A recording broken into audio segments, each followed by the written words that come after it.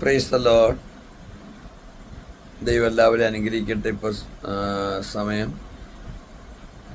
12:05 രാത്രി, അടുത്ത രാത്രി 12:05.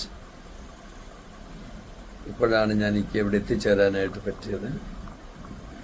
ഇത് പ്രവീണിൻ്റെ വീടാണ്. പ്രവീണിൻ്റെ ആവശ്യത്തിന് വേണ്ടിയിട്ടാണ് ഞാൻ വന്നിരിക്കുന്നത്. ഒരുപാട് നാളുകളായി അവർ വിളിക്കാൻ തുടങ്ങിയിട്ട്, ഏകദേശം 2 വർഷമായി. എനിക്കിതുവരെ വരാനായിട്ട് കഴിഞ്ഞില്ല. തുടർന്നുള്ള കാര്യങ്ങളെക്കുറിച്ച് പ്രവീണിൻ്റെ അമ്മയും പ്രവീണ് സംസാരിക്കും. ദയവായിട്ട് കേൾക്കണമേ. ദൈവം അനുഗ്രഹിക്കട്ടെ. കുറച്ചുകൂടെ ഉറക്കെ പറയാമോ? ഓമന. ഓക്കെ. ഇത് ഏത് ഇത് ചങ്ങനാശ്ശേരിയിലേക്ക് എത്ര കിലോമീറ്റർ ഉണ്ട് ഇവിടുന്ന്?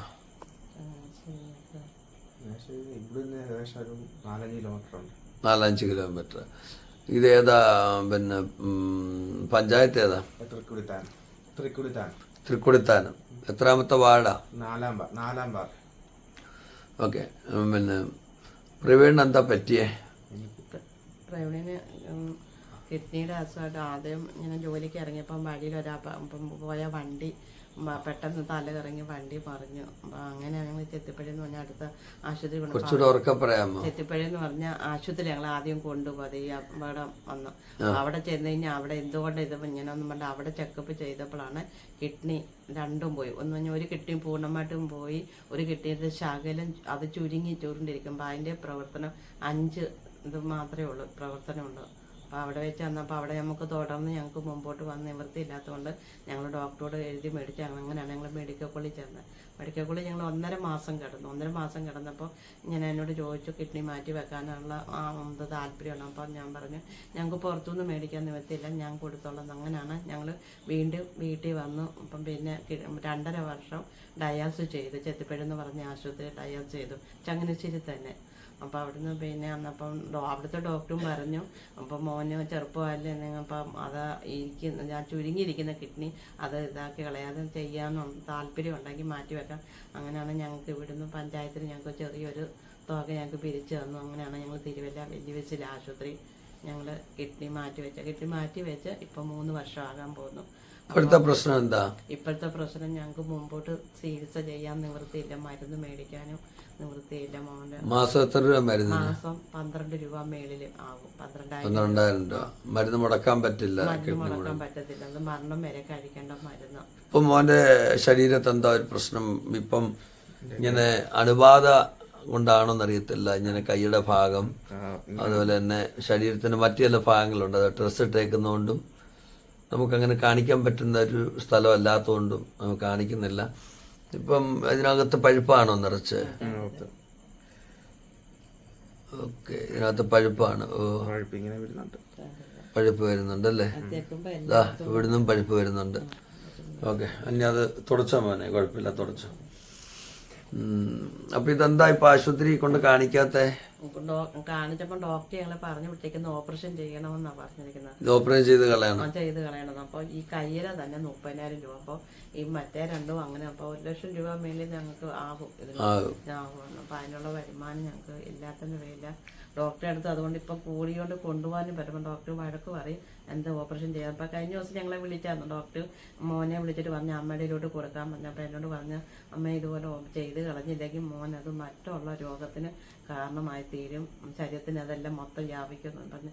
ഡോക്ടർ പറഞ്ഞ് ഞങ്ങളെ കൊണ്ട് ഒരു നിവൃത്തിയില്ലാത്തവരാകും പറഞ്ഞു അതൊട്ടും താമസിക്കില്ല, എത്രയും വേഗം വന്നത് ചെയ്യണമെന്ന് പറഞ്ഞു. അതുകൊണ്ട് ഇപ്പോൾ നമുക്ക് ഡോക്ടറെ അടുത്തോട്ട് പോകാനും പറ്റത്തില്ല, ചെയ്യാനുള്ള നിവൃത്തി ഇല്ലാത്തതുകൊണ്ട്. ഇപ്പൊ ഇടയ്ക്കിടയ്ക്ക് എന്നെ വിളിക്കുമല്ലോ, മരുന്നിന് പൈസ ഇല്ലായ്മ ഒത്തിരി പ്രശ്നങ്ങൾ വരാറുണ്ടല്ലേ? പിന്നെ അതുകൊണ്ട് ഭാഷ ഇടയ്ക്കിടയ്ക്ക് വിളിക്കുകയൊക്കെ ചെയ്യുന്നത്. ഓക്കെ, എത്രയും പെട്ടെന്ന് ഇത് ഓപ്പറേഷൻ ചെയ്യാൻ. പിന്നെ ഇയാൾക്ക് പേരെന്താ? എന്റെ പേര് ഓമന. ഓമന സിസ്റ്റർക്ക് ശരീരത്തിന് സുഖമില്ലെന്ന് പറഞ്ഞായിരുന്നല്ലോ. എനിക്കും വയ്യ. അപ്പം എന്നെയും കൊണ്ട് കാണുമ്പോൾ അവിടെ കാണിച്ചു കഴിഞ്ഞാൽ അവൻ ചെക്കപ്പിന് പോകുമ്പോൾ ഓപ്പറേഷൻ ചെയ്യണമെന്ന് പറഞ്ഞു കഴിഞ്ഞാൽ എൻ്റെ വയറ്റിലും അതുപോലെ എനിക്ക് കിഡ്നി മാറ്റി വെക്കാൻ തന്നെ വയറ്റിന് ഒരു മുഴയുണ്ടെന്ന് പറഞ്ഞു. എന്നപ്പം അത് ചെയ്യണമെങ്കിൽ തന്നെയാലും നല്ല യൂട്രസ് സംബന്ധമായൊരു പ്രശ്നം ഇപ്പോഴുണ്ടല്ലേ? ആ അതും ആശുപത്രിയിൽ പെട്ടെന്ന് കാണിക്കേണ്ട ഒരു കേസാണത്. ഞാനും ശാരീരികമായിട്ട് വളരെ ബുദ്ധിമുട്ട് അനുഭവിക്കുന്നുണ്ട്. ഓക്കെ, പിന്നെ പറഞ്ഞു.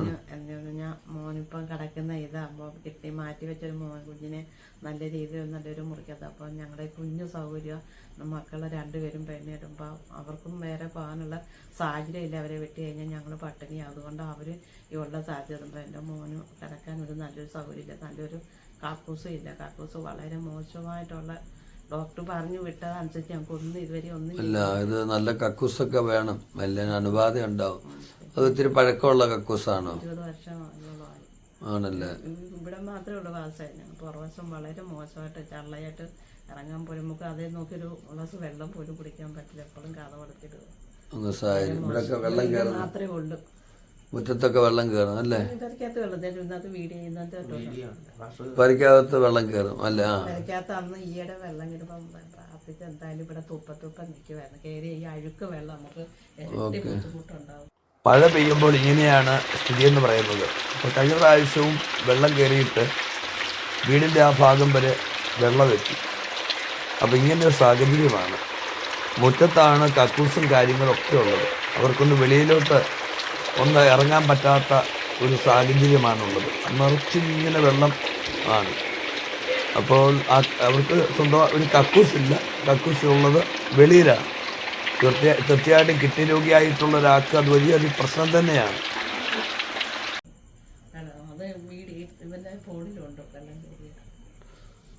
വെള്ളം കയറുന്ന സ്ഥലമാണ്. ഇപ്പം വളരെ മോശമായിട്ട് കിടക്കുന്ന സ്ഥലം. അണുബാധ ഉണ്ടാകാൻ പാടില്ല. ഇപ്പൊ ഇതൊക്കെ നല്ല ചൂടല്ലേ ആസ്പെറ്റാസ്? ഭയങ്കര ചൂടാ. ഓക്കെ, പിന്നെ ഏത് ബാങ്കിലെ അക്കൗണ്ട് ഉള്ളേ? Federal bank. ആരുടെ പേരില്ല? എൻ്റെ പേരിൽ തന്നെ. പേരെങ്ങനെ കിടക്കുന്നതിനകത്ത്? പ്രവീൺ ബാസുരൻ. പ്രവീൺ ബാസുരൻ. നിങ്ങള് ഓക്കെ, ബ്രാഞ്ച് ഏതാ? ഇവിടെ കുരിശുമൂട് തന്നെ. കുരിശുമൂട് ബ്രാഞ്ചാണോ? ചങ്ങനാശ്ശേരി. ഓക്കെ, കുരിശുമൂടാണോ അതോ? ഓക്കെ. അപ്പം നിങ്ങൾ ഏത് ചർച്ചിലാണ് പോകുന്നത്? ശാരോൻ ചർച്ചിലാണ് പോകുന്നത്. ഓക്കെ.